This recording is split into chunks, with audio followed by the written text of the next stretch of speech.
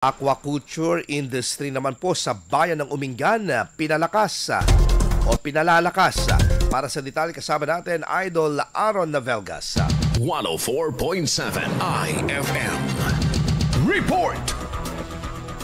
Inaasahang tataas ang kita at produksyon ng mga mangingisda sa Umingan kasunod ng pamamahagi ng fingerlings mula sa Department of Agriculture. Layunin ng programa na matulungan ang mga lokal na mangingisda at magsasaka sa pagpaparami ng isda at pagpapalakas ng produksyon sa larangan ng aquaculture. Bahagi rin ito ng hakbang ng pamahalaan upang mapanatili ang sapat na supply ng isda sa mga pamilihan at mapabuti ang kabuhayan ng mga nasa sektor ng pangingisda. Tiniyak naman ng pamahalang lokal na ipagpapatuloy ang ganitong mga proyekto para sa kanilang inisyatiba na palawakin ang mga oportunidad sa agrikultura at pangingisda sa bayan. Kasama mo sa IFM News Tugupan, Idol Aaron Navelgas, Tatak IFM. IFM News. IFM News.